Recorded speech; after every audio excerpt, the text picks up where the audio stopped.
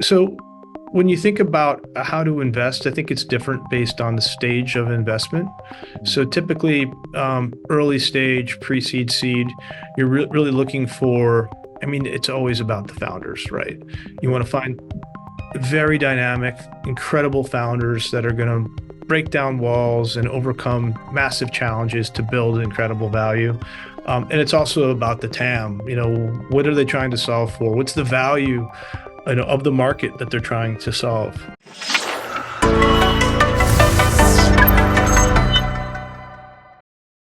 This content is brought to you by Uphold, which is one of the top crypto platforms out there, which allows you to easily buy, sell, trade Bitcoin and the top altcoins in the market. Uphold lists 260 plus cryptocurrencies. They also allow you to trade precious metals such as gold, silver, palladium, and platinum. I've been a user of Uphold since 2018, so I can vouch for this platform. They have full transparency reports and they don't commingle or lend out your funds.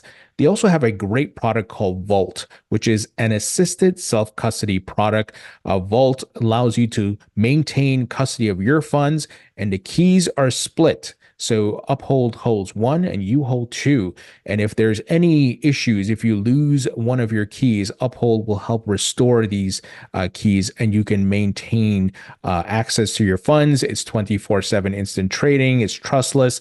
So this is a great feature that can give you peace of mind where you don't have to worry about if you lose your private keys and much more. So if you'd like to learn more about Uphold, please visit the link in the description. Welcome to the Thinking Crypto podcast. I'm your host, Tony Edward, and with me today is Chris Perkins, who's the president of CoinFund, which is a crypto asset-focused investment firm founded in 2015. Chris, great to have you on. Hey, Tony, thank you. Happy to be on. Chris, the first time I heard of you and CoinFund, I saw a tweet where Congressman Warren Davidson visited your office in New York, and I'm like, wait, what's going on here? So I started doing some investigation, and I'm like, wait, I got to talk to you guys. You're invested in some very major crypto companies and projects. But before we get to all that, tell us about yourself, where you're from, and what's your professional background. Yeah, like you, I grew up in God's country, a place called New Jersey. Just kidding. After that, I went to the U.S. Naval Academy, and then after grad school, I went on this crazy adventure called the United States Marine Corps. Ended up in the Battle of Ramadi, did a little bit of Fallujah as well. Came home, and then I launched a career in finance that started at Lehman Brothers. So the joke was that I was blown up in Iraq, and then I went to Lehman Brothers, and I got blown up there, and then I launched.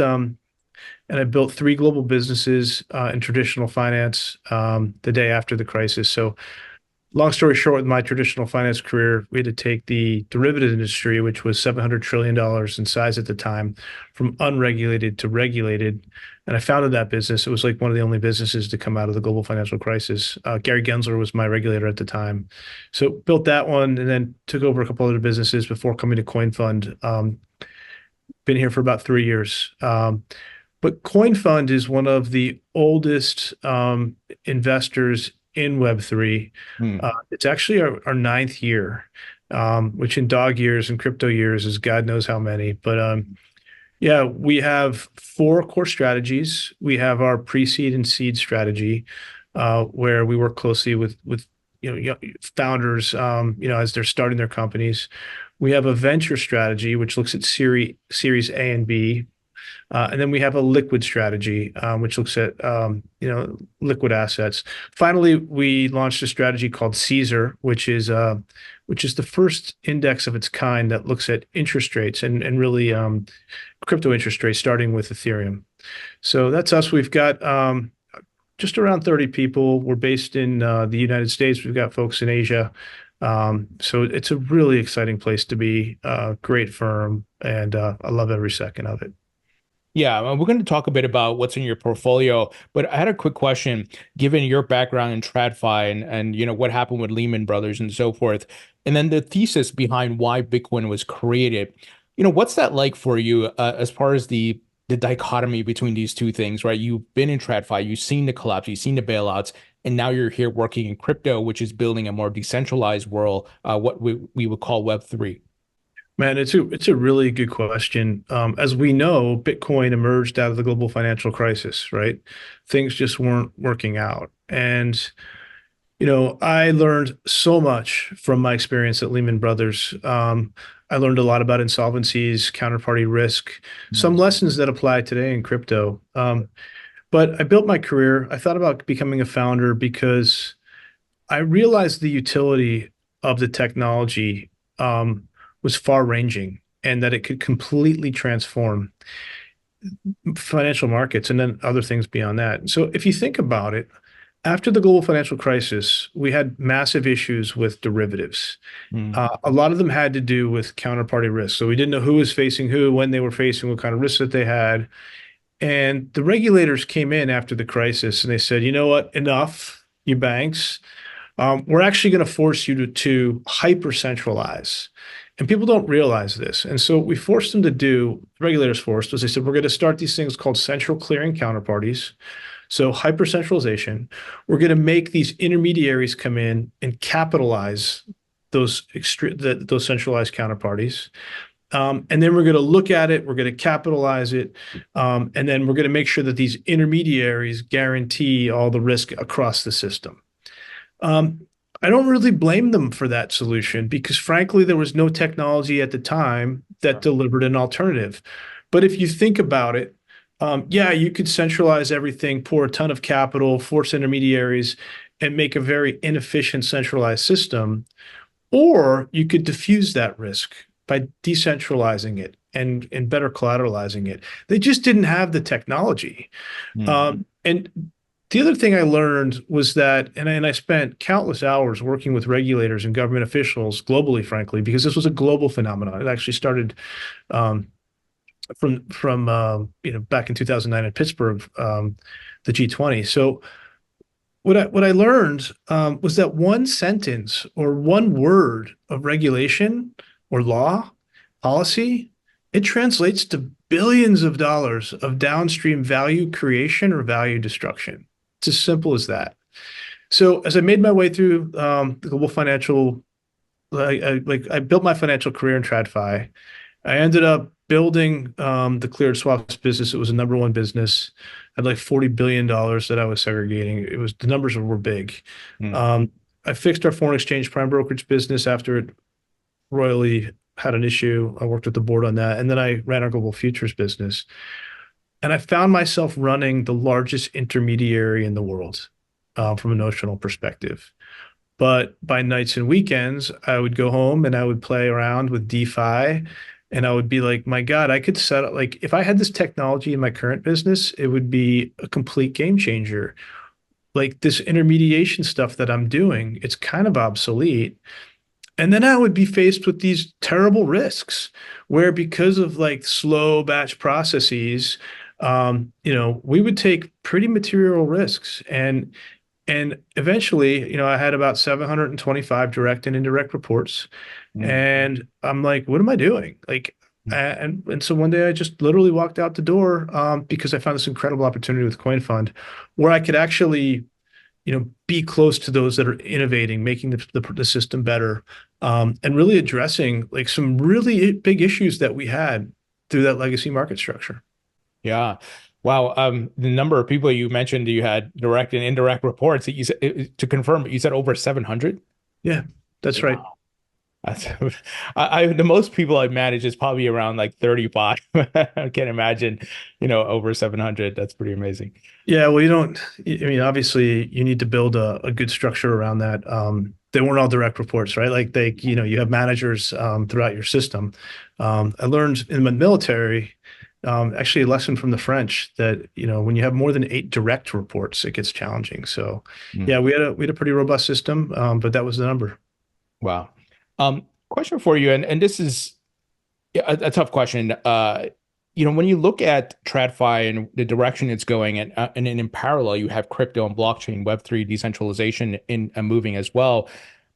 When do you think we see Wall Street and these banks either they adopt the technology and they become more decentralized? Maybe it's a mixture of CeFi, DeFi, or maybe in 50 years they don't exist because we're all using these protocols and transacting with each other. What are your thoughts on that?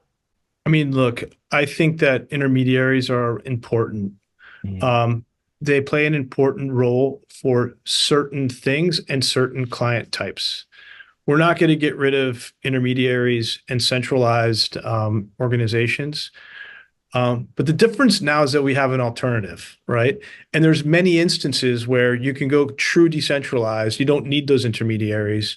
Mhm. Um, don't don't doubt it. Like I talk to TradFi all the time. They're all trying to figure out how to leverage the technology, as are regulators and governments. Mhm. I think you're going to absolutely see a convergence theme. We're never going to be in a world where there are no intermediaries because some people want that. They want that high touch intermediated service, and they're willing to pay for it. But like the point here is now that the technology is opening up new ideas and new opportunities. As I went back to my current previous example, technology, a lack of technology forced centralization after the crisis. Now you have much more deeper opportunities to, execute different transactions, trustless peer to peer. You Mhm. don't need those intermediaries as much, but I think you'll have DeFi and CeFi continue to exist side by side as it does today. Like when I'm talking to regulators, frankly, it's important for them to understand that bifurcation. And like one of the things we continue to say is like crypto is the new internet, right? Do you regulate the internet today? No. You regulate the people that use the internet, right? Stick to that paradigm. Mhm. And I think that ultimately when they learn, that's where we're going to end up. But you're going to see these intermediaries and front ends be regulated in many cases, and the technology should be left alone. Mm. Yeah, great point there. Um, let's talk about what's in CoinFund's portfolio. I noticed some token projects like Near, Flare, and so forth, also some wallets and NFTs. Tell us about your investment thesis. Yeah, so we've been around for 9 years. So as you could imagine, we have a pretty broad reach across the ecosystem. We've been investing across numerous verticals. I'll just highlight some of them. You talked about a couple of projects. Infrastructure. Infrastructure is something that we've been working on for many, many years. Looking at we're chain agnostic. We're excited about some ecosystems today, maybe more than others, but we're absolutely chain agnostic. We're looking at things like scalability, and other measures of efficiency, parallelization, user experience, account abstraction. Ultimately, for the technology to work, I think you need two things. You need regulatory certainty, and we're on a journey for regulatory certainty, Yeah. and you need operational scalability. And that scalability is also related to user experience. So I'd say that's largely part of the infrastructure vertical. Um, but we look at other things as well. Like gaming is very exciting. Gaming is a massive, massive market. I think $200 billion TAM, probably growing. My son's a gamer. He loves it. Um, there's incredible utility in gaming around entertainment. So we do plenty there. We'll look at CeFi. We'll look at DeFi. We're not decentralization maxis. We believe in the power of decentralized technologies, but we'll invest in CeFi projects as well. Um, we've been doing a bit in DePIN, which is fantastic and exciting. Using tokenization to incentivize networks to create like big networks to form overnight that can deliver real utility, whether it's utility for drivers, we have a company called Demo, or for location accuracy, a company called GeoNet, et cetera, et cetera, et cetera. Um, I think I said DeFi, CeFi. I'm sure I'm forgetting of course. Um, the intersection of AI and crypto is going to be is a very, very big focus of ours. You see a lot of people chasing the shiny new toy AI. Sure. We did our first investment in 21, and we published a thesis in 22. My partner Jake is one of the foremost thinkers in the world on this subject. But bringing these two incredible technologies together at the same time is going to be so powerful Mhm. because you need crypto to authenticate AI. Yeah. And that we're going to see a huge role for crypto in the AI space and AI. And, we also say in many times that AI needs crypto more than crypto needs AI. So we're very excited about that vertical. But all of our investments in the AI space are centered on that intersection of crypto and AI. Hmm. Uh, but yeah, we're not dogmatic. We'll look across all the different Web3 verticals, and we're very excited about the setup. I'll be honest with you, because generally speaking, you can turn on your TV every day and like the markets will go up and the markets will go down and macro will impact that. But what we're actually seeing, if you step back for a second, is we're seeing the mainstreaming of the asset class. You Hmm. know, crypto's there's a likelihood that crypto is going to come up at the presidential debate on the Yeah. 27th. We have one of the candidates saying that he's the crypto president, right? Who would have thought? We have another candidate who's saying, well, wait a second, I really need to get around my head around this because it could swing the election.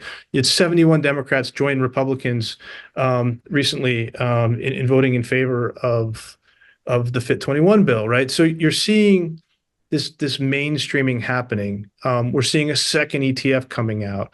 Hmm. It's becoming more normalized, and that's going to attract inflows. And that regulatory de-risking and this theme is a very powerful tops-down theme. Hmm. And then, of course, there's the bottoms up, right? And the bottoms up is around all those companies that I described that are building and creating value from nothing. That's what entrepreneurs do, and it's so exciting. And so we feel very, very bullish about the setup. Macro will be what macro is, and in time, we think that it's going to take a backseat to some of these very, very strong positive features we're seeing in the markets right now. Yeah, agreed. And I love your point about AI and blockchain. I definitely see them as symbiotic. Like you said, AI definitely needs blockchain and crypto to police it. And I think AI enhances some of the attributes of blockchain and making certain things more faster, efficient, and so forth. So it's interesting. And I feel like we're at the dawn of the next industrial revolution with these technologies. And it's so fascinating. It's as if we're having this conversation maybe in the late 1800s or early 1900s, combustion engine and electricity and light bulb.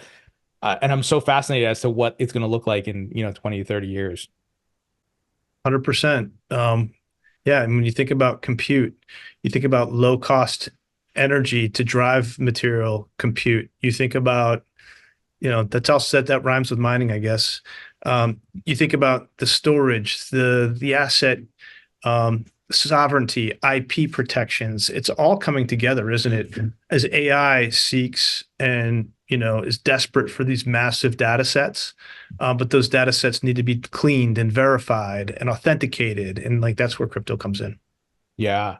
Um, Now, with regards to your investment strategy, uh, and if you could take us behind the curtain here as much as you can, I don't know what you can disclose or not, but I'm very fascinated about this because I don't know much about how investment firms or hedge funds work and, with regards to the crypto space, because it's different from equities, right? If you were to get private equity or things like that. From a token perspective, are you investing in these projects? You give them, they do a funding round, they give you tokens. How does all that work? Yeah, so what we seek to do is to drive top decile returns for our investors. It's as simple as that. Hmm. And how do you do that? You apply tried and true, rigorous analysis to underlying investment themes. You can do tops down, bottoms up. Um, and in certain cases, like in the liquid markets, what we'll do is we'll apply, if equity fundamental research techniques to help derive value. Um, our head of liquid has a very robust background in equity markets, right? Hmm. Um, so when you think about how to invest, I think it's different based on the stage of investment. Hmm. So typically, early stage, pre-seed, seed, you're really looking for. I mean, it's always about the founders, right? You want Sure. to find very dynamic, incredible founders that are going to break down walls and overcome massive challenges to build incredible value. And it's also about the TAM. What are they trying to solve for? What's the value, of the market that they're trying to solve? As you get into more advanced stages, Series A and B, you want to make sure that you still have that top-notch founder, but someone who started to build a team. They have a business plan. There's a little bit of product market fit. The business model is working. And then what we try to do is we try to come in and really partner with that founder. Got a diverse set of backgrounds and resources at our fund, at our company, whether it's to we'll come in and we'll partner with them on marketing, or we'll help them think through their people strategy or how to approach, some regulatory challenges. And like when you have a portfolio like ours, you start to see a lot of common challenges and themes or even opportunities. And so we have a head of platform that's looking across that portfolio. We literally met with the entire portfolio today. And, one of the platforms is like, hey, I'm trying to solve for this. And another one said, well, wait a second. I can do that. And we're really good at it. Let's get together. And so identifying those synergies is really, really cool. The thing I love about venture is that, you're all in this together. The work starts when you write the check. And like it really works when you write the check, because then you get in the trenches with those founders and you're completely aligned. You want to drive that value. You both are seeking really the same thing, which is to make them very successful. Yeah. Tell us about your the total AUM and how are you custodying your assets? Yeah, we don't really talk about AUM, but we can talk about custody. That's a really important part. Safety and soundness is something that is a humongous focus of anyone in this space. So there are we're regulated, and so as a regulated asset management fund, like there are certain rules that we that our regulators expect. But yeah, identifying top custodians is something that is one of the most important things you can do if you're dealing in the digital asset space. It's the first question that comes up, and there's no room for error. You have to be the best. You have to find the best partners in that space, and we're gifted to have some amazing partners. Question for you on custody. Is there ever going to be a point where you and maybe other investment firms and hedge funds with technology of self-custody custody these assets directly versus giving it to Coinbase custody or a BitGo, whatever it may be? Yeah, so you generally will always like the rules are very clear in the space. There's something called the QC, a qualified custodian, and it's best practice. And like frankly, the compliance, it's the requirement and regulation to identify qualified custodians. I think the question is will those rules evolve in time? I believe in a principles-based approach. The best regulation is always principles-based. And so when you're thinking of custody, rather than, come up with prescriptive rules around, something or other, a better way to approach it would be, how can I best segregate and protect the assets of my clients and LPs, right? And so I think in time, and I don't think any regulator would be doing the right thing by, quickly approving the latest technology without doing deep due diligence. Yeah. But in time, I do think that we'll arrive at those principles-based outcomes where, okay, to the extent that you're leveraging this technology, it's best in class and it solves what we're trying to do, which is safeguard and protect the assets of the clients. That makes sense to me. And these institutions, like I sit on a committee with Boney. I'm on the Safety Single Markets Advisory Committee, and I know that they're really thinking about how to integrate the old school with the new school. And by the way, we also know all the crypto native folks, and they're thinking about the same. How do I solve ultimately for best in class safety and soundness?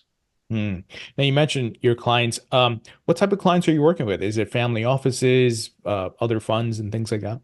Yeah, I mean, we have a pretty diverse array of institutional relationships in that place. We don't go into too many details around, their nature. But we're working for them, right? What is our goal? Our goal is to drive top decile returns for our clients. Gotcha. Now, circling back to the kind of the politics of what's been happening in crypto. Congressman Warren Davidson visited your office. I think, was it this year or earlier this year? Tell us about that. Yeah, I mean, we have one of the things that I believe in is that engagement is super important. We're not we don't benefit, no one benefits if you go on social media or Twitter and you just throw stones at different policymakers. No, and that's the easy thing to do. The hard thing to do is to engage. Mm. Get on the train, go to DC, get on a plane, visit them, speak with them, to understand their concerns, understand, their policy objectives, and then, simply explain and leverage subject matter expertise. Most policymakers are not spending 20 hours a day, deep in the trenches on crypto. Mm. I'm lucky because, I had a few different careers in my life, as I talked about. I have a degree in national security studies, and it's powerful when you go down and you're able to speak to them in their language and say, look, again, what principles are we trying to solve for? And when you start that way in a very constructive and engaging way, Congressman Davidson happens to be a West Point guy. I'm a Navy guy. I won't hold that against him. But like, we don't just engage with Republicans, we engage with Democrats as well, because this is technology. Technology is not political. Yeah. Of course, everything now is political because we're going into an election, but the underlying technology, the internet, is not political, right? That's what I try to get across. And so, but you can use the technology to advance your policy goals and ideas. So like, I'll give you an example. I was a Marine. I served in the Battle of Ramadi. My unit took very, very heavy casualties in 2004 in the city. We were shot at, RPG'd, IED'd, you name it, right? And the terrorists were very, very good at technology. They would use the internet. They would use mobile phones. And one of their weapons of choice was the garage door opener, because we would drive down the street and they'd use garage door openers to trigger the IEDs and blow us up. Wow. And so if you apply some of the rhetoric we've heard today and say, listen, this technology is evil, then we should probably get rid of garage door openers as well, because they were used to blow me up, right? Or maybe we should get rid of water because it's used for waterboarding, right? Like, we really need to change our paradigm. I tweeted about this this morning, stablecoins, right? Could you imagine if we had stablecoins? Stablecoins were our currency from the beginning of time, right? And I came up and I'm like, hey guys, got this awesome idea. We're going to make currencies. We're going to make it out of paper, right? And you're going to be able to conduct private transactions. The paper can go anywhere. It can go across any border. Anyone can use it, and no one's going to know about it. How would policymakers respond to that, right? But sometimes we just get so stuck in, one of the things I had to learn when I came to crypto, I had to learn to unlearn, right? And I think that's what we need to do across the policy space in many cases. Think about that example I gave you around stablecoins, right? So anyway, it's not easy, but it's hard, and we'll continue to engage at the highest levels. So on that note, unlearning some of the, if you want to call it, institutional I don't know, knowledge or norms or whatever it is, because we were born and thought, and this is the way the world works, and this is how you have to do it. But then this technology comes along, and it's so disruptive. It's disrupting currency. It's disrupting the movement of values, disrupting the way we can transact with each other. There's so many like paradigm shifts maybe within this technology that people are just like, what is this? We got to have a knee-jerk reaction and kill it, to stop it. And then maybe, to your point, we have to go meet in person and educate. And here's what's happening. Yeah, I heard another really good one the other day. It's like, this crypto stuff doesn't make sense because, there are already like hundreds of thousands of tokens, and that millions of tokens are being created. I'm like, give me a break. How many pieces of individual property are there in the world? There's infinite, right? Yeah. And now we've created property that goes into the internet. How many web pages are there? Like, this is nothing to do about the number of tokens. Get used to it. There'll be billions, there'll be trillions of tokens. There's no moat to the technology, but that doesn't mean that they all have the same value, Right.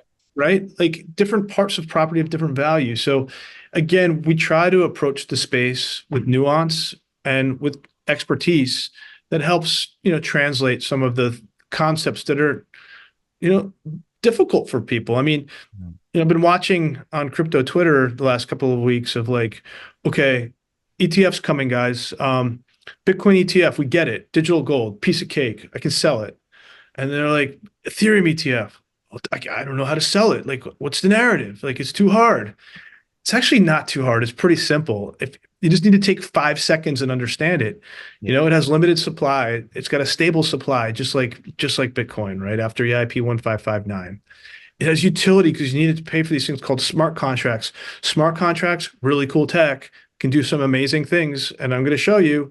And then it also has yield, right? And so it's about translating, and the other thing is like these assets, they don't fit neatly into boxes, and that's why we've really struggled. It's like, Right. oh, it's a security. Oh, it's a commodity. Oh, so we need to stop, trying to put things in boxes, understand the value for what it is, and just educate and be principles based.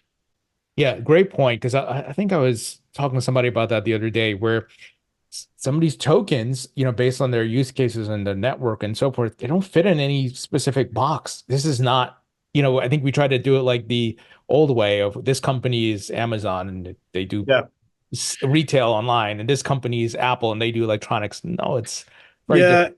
And I think we were dealing with that for a while here in the States where we didn't have laws and, it put regulators in a difficult spot. And so the only solution was, well, let's look backwards at our current laws and see how to bucket these things up and put them in the right jurisdiction and box.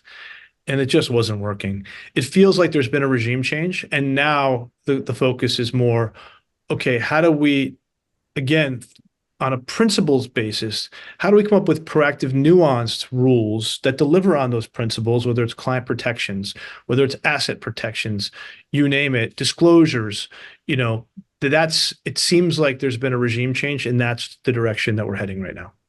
Hmm. And other countries have been there, frankly, like Right. look at the Europeans or Hong Kong now. Like, so, we're doing a little bit of catch up, but I do remain very confident in this sleeping giant that's starting to awaken. Yeah, Chris, and on that point, I mean, I don't think anyone saw what took place over the past few months with Democrats, as you mentioned before, siding with Republicans to repeal SOB 121, even though Yeah. Biden vetoed it, but getting Fit 21 out of the House. And I hear Congressman Ro Khanna, one of the top Democrats, is Yep. trying to arrange a crypto roundtable. It's pretty crazy. And then Donald Trump, of course. Do you think we see regulations make it through the Senate this year, or you think it's a next year thing? I don't know. I know that there's been great progress with Fit 21 on market structure. I think stablecoins and market structure are going to happen. Mhm. I don't know when exactly, but I think it's inevitable. The other thing is that time's on our side. Like I have young kids, they love crypto, like they understand it much more than banks. And so, I don't, in time, this is going to become very natural to many of us, like the internet. I was around when it was born. It was people it took a while for people to figure it out, but yeah, time is on our side. But those are the two things to watch for. Would be market structure and then stablecoins. Let's talk stablecoins for a sec, because stablecoins are such a big part of this ecosystem and certainly one of the killer apps of blockchain and crypto. You got obviously Tether, you got Circle's USDC, but there's other players looking to enter the market. Most recently, PayPal. You got Ripple. I think they're going to launch one. How many stablecoins do you see in the future? And will it just be, look, we have a free market, we have competition, and the best will win over time, and there'll maybe be three? Yeah, I mean, honestly, I think the stablecoin market is really exciting. Hmm. Um, there are some issues today. The first issue is that 99% of stablecoins are US dollar. Hmm. In fiat markets, it's around 58%. Um, do I think that we're going to stay at 99%? No. But we've been pretty slow out of the gate with non-US dollar stablecoins. The FX markets are some of the biggest, most robust markets in the world. $7.5 trillion trades per day. Hmm. That's about 2 trillion in euro stable coins, or sorry, in euro fiat. And so these are markets that, and FX market structure is very similar to cryptos, rather decentralized. So I think in time, you're going to see stable coins really flow into three big verticals: payments, FX, um, and then collateral. You need collateral to pay for things called as just variation margin, and it's just a better product because you can move those tokens much faster for those obligations that they need. Whether you're transacting with somebody, it essentially eliminates settlement risk, something called Herstat risk, that literally brought down a bank. So I think that these tokenized FX markets, aka stablecoins, are going to be big. As far as US dollar stablecoin space, what generally will happen, in my experience, and I don't know if I'm going to be right or not, but we'll have laws, and then those laws will result in regulation. And what you typically see in regulation is that the fixed costs go higher, and then in a competitive market, your income gets compressed because it's competitive. Hmm. And so generally what you see is when regulation is introduced, as much as regulators don't love it and many people don't, you see consolidation. So that's one possible outcome. Um, but you'll have regulated and unregulated. We'll see where the market wants. But generally these markets are businesses of scale. And when you have businesses of scale, there's consolidation. Yeah, for sure. Let's talk Bitcoin ETFs because I mean the inflow performance has been kind of crazy. It blew a lot of expectations out of the water. Obviously, Bitcoin's in a cool down right now, but that's market cycles. What are your thoughts on the Bitcoin ETFs and the upcoming Ethereum ETF? I think for the Bitcoin ETF, it's still super early. Mhm. You see some fast moving in the beginning, maybe taking advantage of basis trading or otherwise. But the fact is that as we're going to see one of the greatest transitions of wealth in history from the baby boomers to their successors. The younger folks really get it. For those boomers that still have a lot of wealth, they're not going to ape in overnight like the degens that you and I both love. It takes time. And so you'll see this slow build. Um, I think on the ETF as well for Ethereum, it's a very important product. I think it's an imperfect product.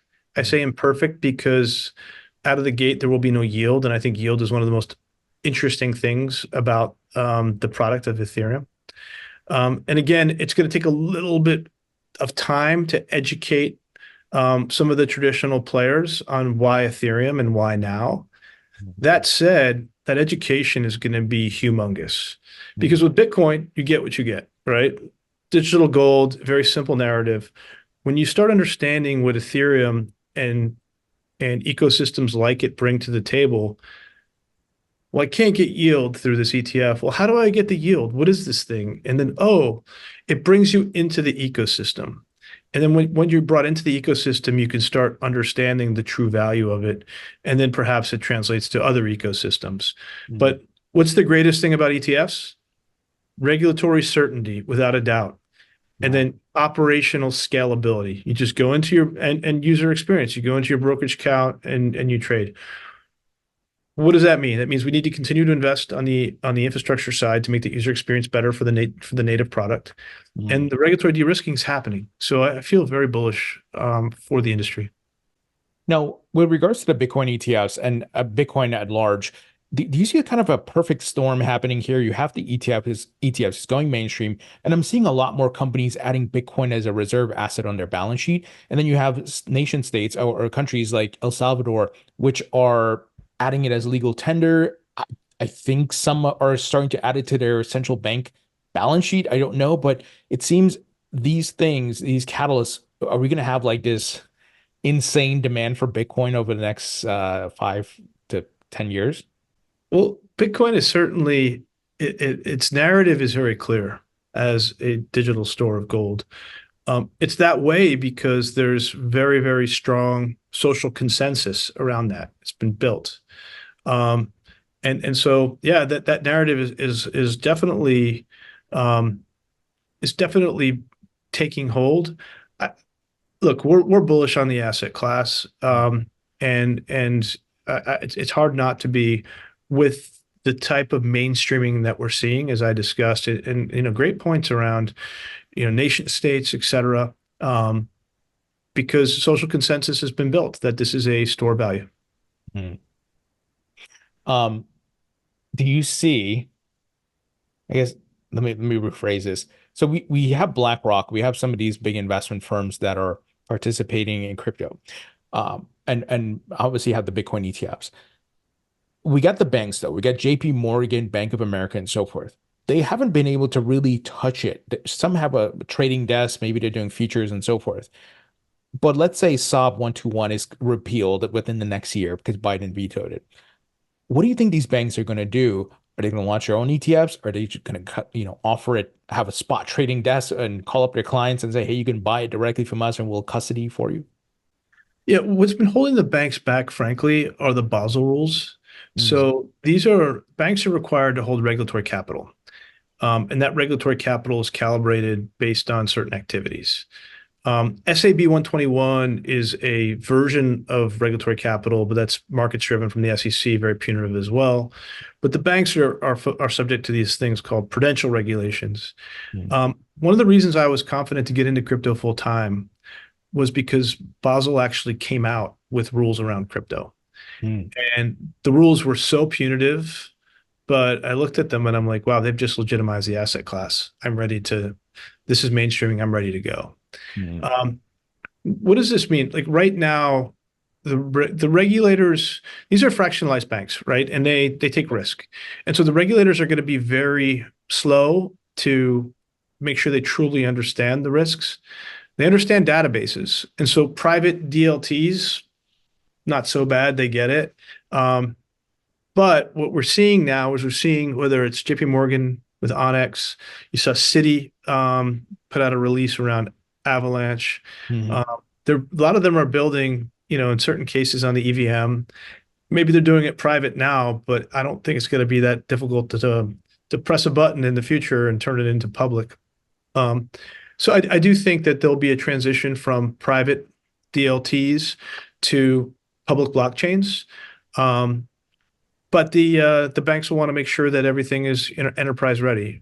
Safety and soundness, very important. And it's just going to take time. yeah. Uh, I'm very curious, especially, given that you have Jamie Dimon, who's been for many years a skeptic, even though his bank has been building their own blockchain and all that stuff. What that day is going to look like when JP Morgan's offering crypto trading and custody and so forth. It's going to Yeah, be, tokenization is really exciting too, right? yeah. Like BlackRock with BUIDL, Superstate with USTB. You've got Fidelity now. It really comes down to utility, and if you can move collateral throughout the system much faster, home run. Mm. I'd love to get your thoughts about CBDCs, central bank digital currencies. Obviously, world governments taking the blockchain tech, tokenizing their fiat currency. Some people are worried about this. It looks like it has a lot of pros, but there are also some cons if it's not done right. What are your thoughts on that? It's hard. It's going to be very hard. Um, currencies, governments have stamped themselves on currencies from the beginning of time, right? Mm. So I think the government is going to want to maintain a degree of control on its currency. Um, I think the challenges of the CBDC are pretty obvious. Um, any type of ability to control how a person, if you're controlling the currency, you're controlling the wallet, and you have the ability to eliminate some of that currency based on social scores or behaviors, that's going to be hard in the context of the social contract between a people and its government. So I I don't know the answer of what's going to end up happening, and then will it be adopted if it ends up, coming out? Like we're seeing some pretty fierce resistance in many Western democracies to the concept. Um, so I think if it does come, it's not going to be anytime soon. And I think that I'm glad that some of the challenges and fears associated with the CBDCs are being surfaced and debated. And so hopefully, should it come to fruition, those issues are clearly addressed through statute. Yeah, for sure. And one of the things I was talking to a person from the company MTech, which is helping central banks to do this, was possibly a scenario where you have a wholesale CBDC. It's not touched by the public and retail, but rather stable coins like USDC and what's in the Yeah. open market are used, but those stable coin issuers have to have the wholesale CBDC in their reserves. And do you think we might see a model like that in the Western countries? Who knows? Yeah, I've heard discussions around that as well, like having a wholesale model with CBDCs. Can the two live side by side? Probably. There's some complexities around it in Europe. Can you share interest in certain cases? Well, maybe not in Europe, maybe in the US. I think it's early, but Mm. it's too early to tell at this point. Yeah. All right, I got some wrap-up questions here for you. First, if you could create your own metaverse, what would the theme be? Oh man, no idea. I have to pass on that one. There's nowhere you put your Oculus on and want to go to. Uh, probably somewhere with my dogs and my children, of course, and my For, wife. for Yeah. sure. All right, I got some rapid fire questions for you. First, favorite food.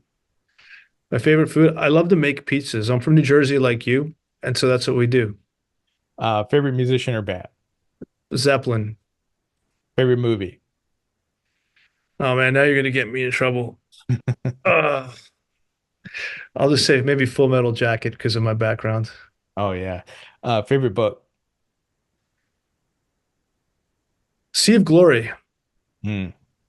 And People when don't you're know not, about that one. It's a historical book about an incredible expedition. I'm gonna check that one out. And when you're not working at CoinFund, what are you doing for fun? Chasing my kids around, either watching their shows or their sports games. Not a very exciting answer, but it's the truth. I love it. Well, I can relate. I have a 6-year-old, so I'm getting Enjoy. used to that. Chris, pleasure chatting with you. Excited for future updates around CoinFund. Thank you so much for joining me. Thanks, sir.